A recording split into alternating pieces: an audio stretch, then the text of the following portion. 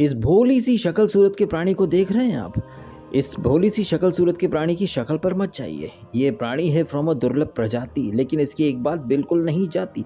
और इसकी जो बात जो कि नहीं जाती वो ये है कि कब थूकती कब चढ़ती ये खुद नहीं जान है पाती। शायद आप यकीन नहीं करेंगे, लेकिन नासा और डिस्कवरी चैनल ने मिल करके एक रिसर्च की, और उस रिसर्च के बाद ये पता चला कि एक सामान्य इंसान अपने पूरे जीवन काल में कभी कभार थूक करके चाट सकता है, चाट लेता है। लेकिन ये जो फ्लिपर फिंदे है, ये सिर्फ शौक के लिए, मजे के लिए थूकती है, चाटती है, थूकती है, चाटती है।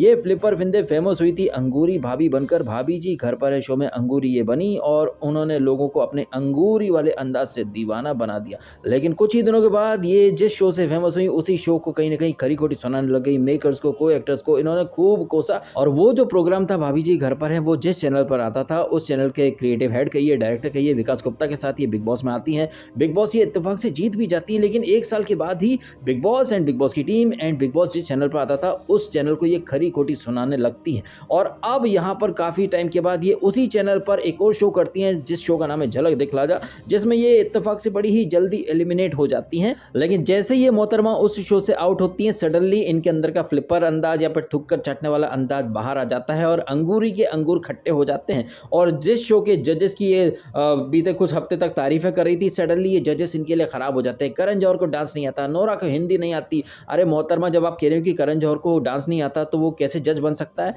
तो आपको डांस नहीं आता है, आप भी तो कंटेस्टेंट बन गई थी। तो अब आप समझ जाइए कि कैसी दुर्लभ प्रजाति की दुर्लभ प्राणी है ये फ्लिपर फिंदे। इसका जब मन आता है थूकती है, जब मन आता है चाट जाती है। और जहां जहां जिस जिस चैनल पर इसने शो करा है, बाद में उसी शो को, उस शो से जुड़े मेकर्स को एंड वो शो जिस चैनल पर आता था, उस चैनल से जुड़े लोगों को कोसना इसकी आदत, इसकी फितरत बन चुकी है रे।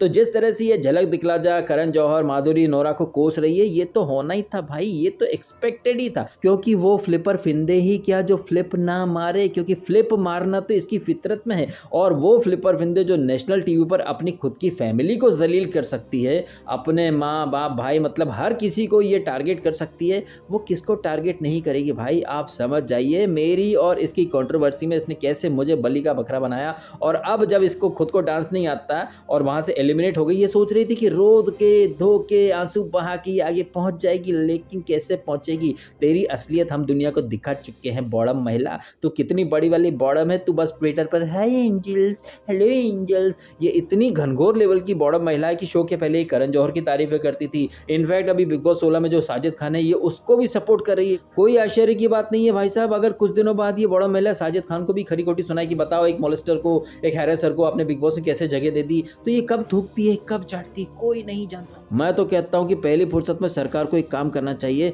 जैसे नामीबिया से हम लोगों ने चीते मंगाए, ऐसे ही इस दुर्लभ प्रजाति को नामीबिया भेज देना चाहिए, क्योंकि ये दुर्लभ प्रजाति वहां ज्यादा काम आ सकती है। शायद हमारे देश में ये दुर्लभ प्रजाति विलुप्त हो जाएगी। तो हमने चीते लिए, इस दुर्लभ प्रजाति को नामीबिया फेंक देना चाहिए, भेज दिया जाना चाहिए, मेरा तो ये मानना है। क्योंकि ये दुर्लभ प्रजाति इंडिया में रहेगी तो बहुत सारे लोगों को थूकने चाटने की बीमारी लगवा देगी ये फ्लिपर फिंदे। तो दुर्लभ प्रजाति में उत्पन्न हुई इस विलक्षण प्रतिभा की धनी फ्लिपर फिंदे के इस अद्भुत और आश्चर्यजनक टैलेंट के बारे में आपको क्या कहना है, कमेंट करके आप अवश्य बताइएगा। आपने समय निकाला और ये वीडियो देखा, आपका बहुत बहुत धन्यवाद। Thank you so much.